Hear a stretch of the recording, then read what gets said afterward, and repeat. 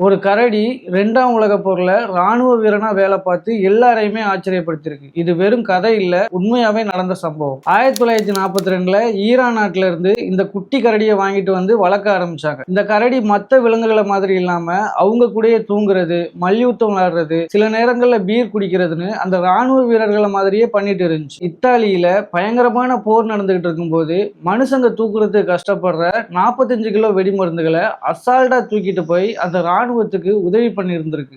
சுத்தி குண்டு வெடிச்சுக்கிட்டு இருக்கும்போது கொஞ்சம் கூட பயம் இல்லாம அந்த ராணுவ வீரர்களுக்கு உதவி பண்ணிட்டே இருந்திருக்கு. இதை பார்த்த மத்த நாட்டு வீரர்கள்லாம் மிரண்டு போயிட்டாங்களாம். ராணுவத்துல செல்ல பிராணிகளை போருக்கு கூட்டிட்டு போக கூடாதுன்னு சட்டம் இருக்கிற காரணத்தினால அந்த கரடிக்கு ஒரு அதிகாரப்பூர்வமான ராணுவ நம்பரை கொடுத்து கார்போரல் பதவியில ராணுவ வீரனாவே மாத்திருக்காங்க. போர் முடிஞ்சதுக்கு அப்புறம் அந்த கரடியை கொண்டு போய் ஒரு உயிரியல் பூங்கால கொண்டு போய் விட்டுட்டாங்களாம். அந்த கரடியை பார்க்கறதுக்காக அந்த ராணுவ வீரர்கள் அந்த பூங்காக்கு எப்பயாச்சும் வந்தாங்கன்னா அந்த ராணுவ வீரர்களை பார்த்து அந்த கரடி சல்யூட் அடிக்குமா.